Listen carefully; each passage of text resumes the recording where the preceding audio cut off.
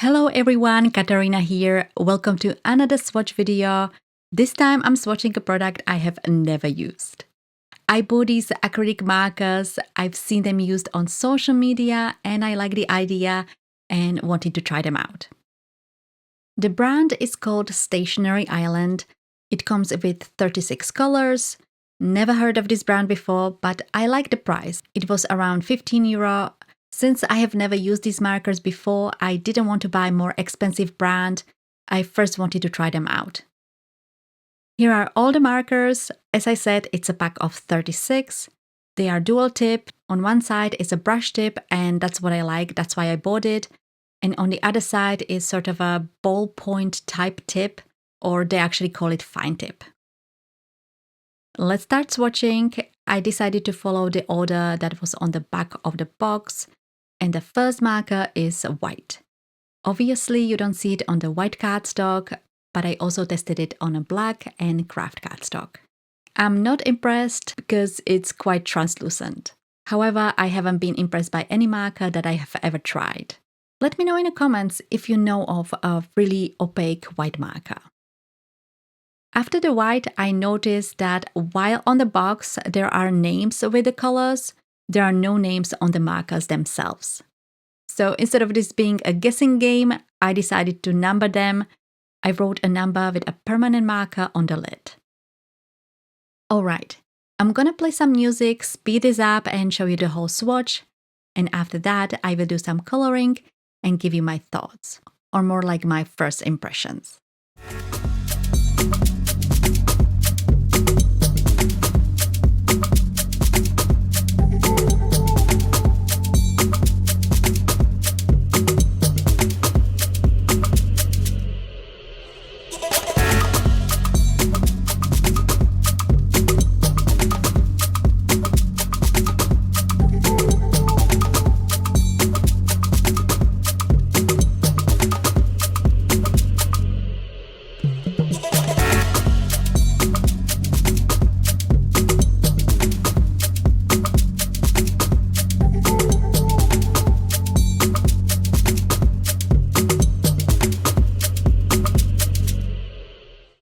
The swatch is finished. The application is streaky, but I wasn't really trying to smooth it out. I just wanted to know what the color looks like. Also, I'm aware that these are cheap markers. I'm not expecting anything super special, and this is the first time I've been using them, so keep that in mind. For the test coloring, I picked this big flower that I heat emboss with a white embossing powder. My plan for the coloring was to do a technique I saw Yana Smakula doing called no blend coloring. She does that with alcohol markers.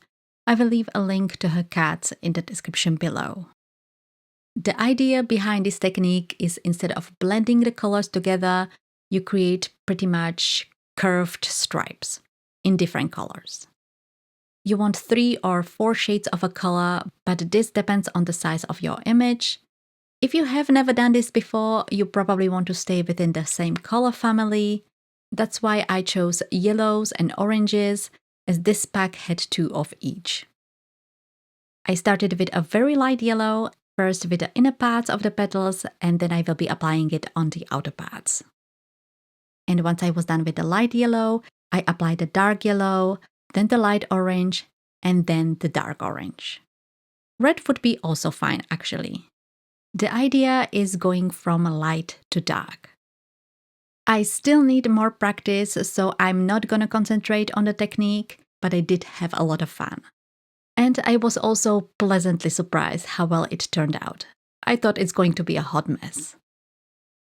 Overall, I didn't have any problems with the marker colors I used for the coloring, but the first thing I noticed as I was doing the swatch is that some of the markers are a bit dry, especially the pinks.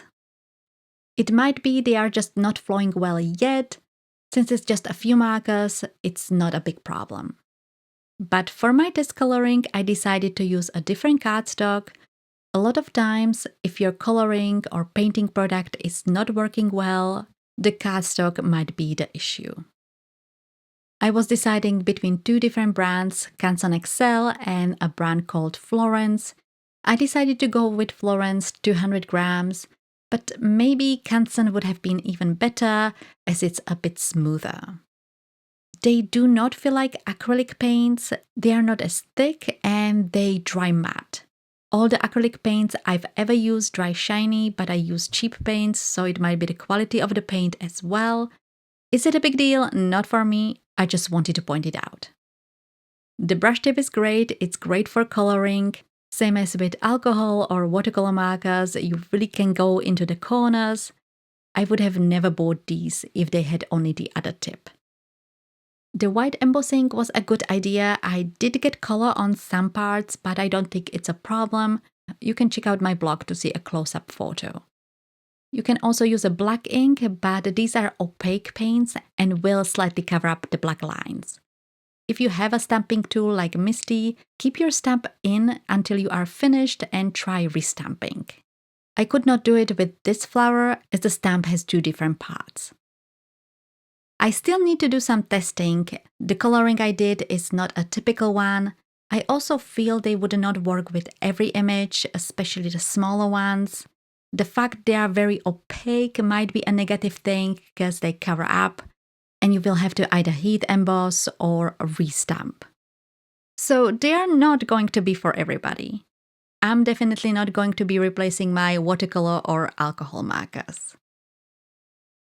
And all in all, I just wanted to see if I can use these markers for card making, especially with stamps, and the answer is yes, with limitations. So if you are looking for a new coloring product to experiment with, check them out. If you are a new card maker, alcohol markers or watercolor markers are definitely better. If you enjoyed this video, give it a like, and if you would like to see another marker type swatch, check out my swatch video of the Zig watercolor markers.